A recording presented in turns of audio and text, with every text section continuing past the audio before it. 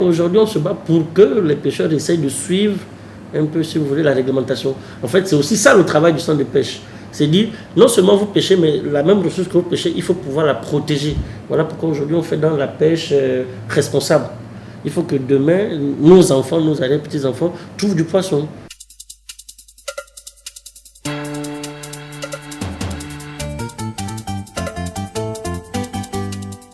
Sur les eaux de l'Ogooué, aux abords de Lambaréné, à 250 km de Libreville, la capitale, la pêche artisanale pratiquée par les populations locales a une importance capitale au vu des 45 kg de consommation annuelle au niveau national, loin de la moyenne mondiale de 17 kg par habitant en 2010. Une demande à satisfaire, facilitée par la mise en place de structures pour réguler l'offre et la demande et créer une plateforme ouverte à d'autres activités. Facteur de développement socioculturel, le secteur de la pêche artisanale favorise aussi les échanges sur le continent et à l'international avec un investissement japonais depuis 1977 de 9 millions d'euros, la réalisation de centres communautaires de pêche artisanale à Port-Gentil, la capitale économique, l'un des deux principaux centres de débarquement de la pêche industrielle avec Libreville, mis en œuvre en 2002, et le centre de Lambaréné en 2005.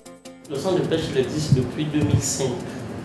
Le centre a pour objectif vraiment principal, c'est appuyer et sensibiliser les pêcheurs sur tout ce qui est technologie de pêche. Tout ce qui est technologie de pêche, localiser, sensibiliser sur les technologies, sur le code de pêche, sur la réglementation.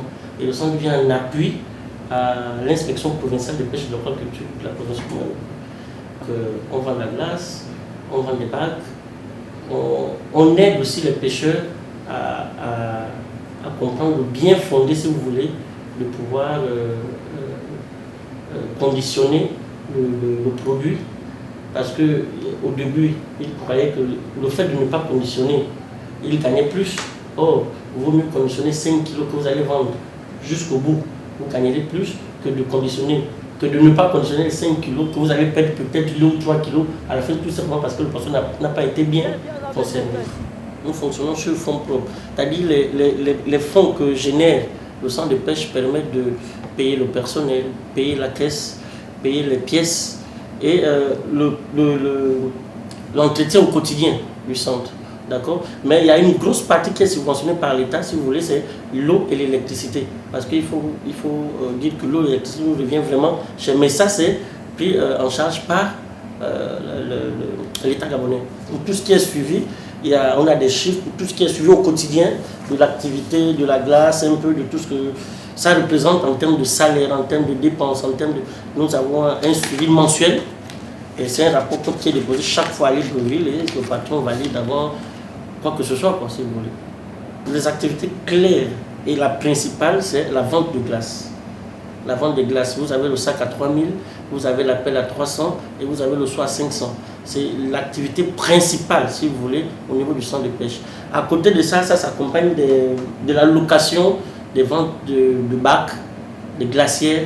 Et aujourd'hui, on a un peu élargi, si vous voulez, ces entrées parce qu'en fait, dans le règlement intérieur qui régit le centre, il est clairement stipulé à son article 13 que tous ceux qui utilisent les aires de manutention du centre doivent payer quelque chose. C'est comme un port, si vous voulez, comme un port de pêche. Donc toute activité qui se passe au niveau du port doit être, si vous voulez, énumérée, évidemment par un franc symbolique parce que nous sommes dans une zone rurale. Donc l'activité, c'est vraiment la glace, la glacière, les bacs. Et aujourd'hui, on a le sautage. Le sautage, si vous voulez, c'est les bateaux qui font Port-Gentil-Lambaréné, qui viennent prendre du carburant au niveau du ponton, qui payent quelque chose aujourd'hui. Donc c'est vraiment ça les activités, les principales sources de revenus au niveau du centre de pêche. La saison vraiment forte, c'est la saison juin, juillet, août, septembre. Si vous voulez, la saison sèche. C'est vraiment les 4 mois où fonctionne le centre de pêche parce qu'en fait, l'activité est intense. Mais les 8 autres mois, l'activité est vraiment au rabais parce qu'il y a l'eau qui monte et vous voyez, c'est une pêche artisanale. Donc les pêcheurs n'ont pas de matériel vraiment pour pouvoir pratiquer au maximum cette activité pendant la saison des pluies. Mais en saison sèche, c'est vraiment là où travaille le centre. Et c'est pendant ces 4 mois, si vous voulez, que le centre fait, si vous voulez, des réserves pour pouvoir tenir les 8 autres mois. En termes de chiffres, ça va être difficile parce que c'est toujours variable. Pendant la saison de pluie, mensuellement, on peut tourner à 2-3 millions. Mais pendant la saison sèche, quand même, pendant les 4 mois que je vous disais, on peut faire 5 millions. Là, c'est la carpe. L'activité ici commence le matin à 6h du matin. Et quand les pêcheurs arrivent le matin, on achète le poisson et on commence à vendre. On a deux prix, les prix de grossistes et les prix de détaillants. Et quand on finit, il y a des journées où on peut gagner 10 000, 15 000. Et il y a aussi des journées où on perd de l'argent. Parce que c'est un commerce. Tu payes 40 kilos, tu peux avoir aussi le même 40 kilos. Mais par mois, quand tu économises, tu peux avoir même dans les 400 à 500. Moi-même, je pêche et je fume aussi quand j'ai le temps. Et quand je suis fatigué, je paye avec les autres, je viens revendre.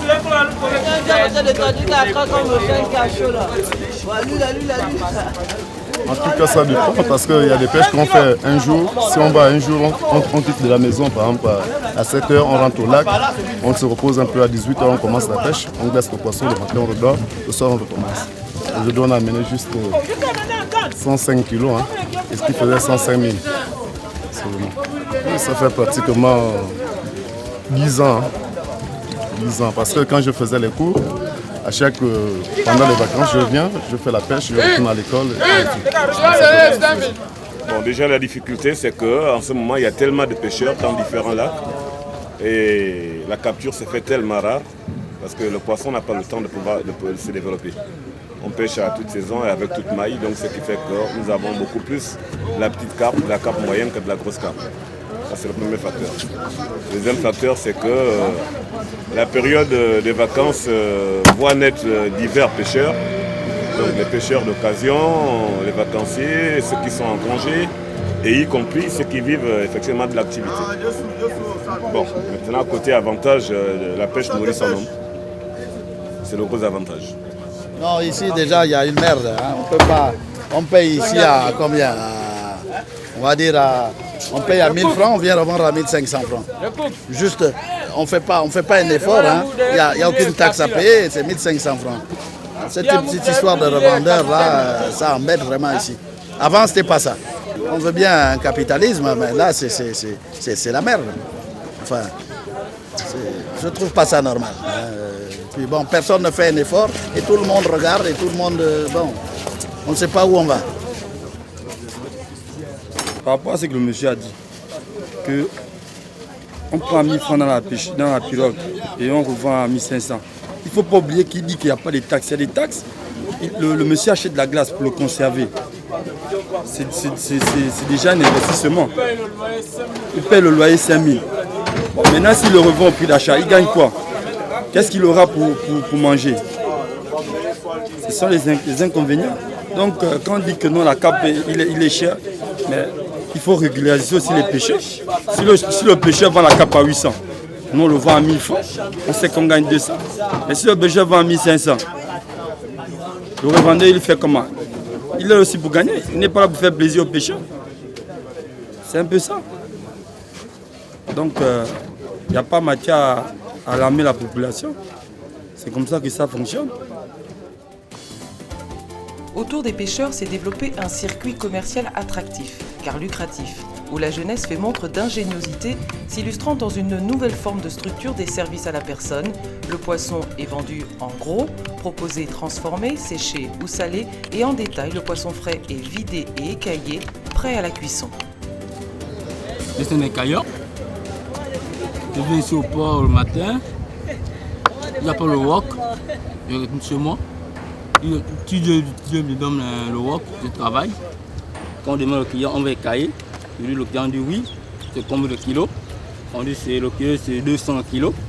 Quand il a 10 kilos, ça fait 2000 francs. Il a 20 kilos, ça fait 4000. L'argent, les 4000 là, on prend, on met dans le coffre.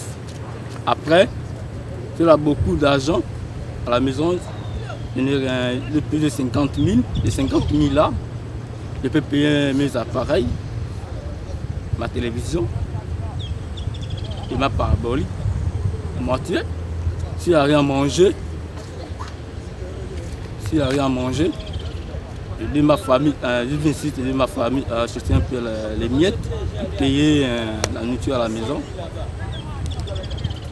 La pêche artisanale fournit les 2/3 de la production nationale annuelle de ressources halieutiques, chiffrées entre 40 et 50 000 tonnes, nourrissant la fibre entrepreneuriale. Je suis un jeune étudiant en transit douane, deuxième année transit douane, dont je soutiens au mois de novembre.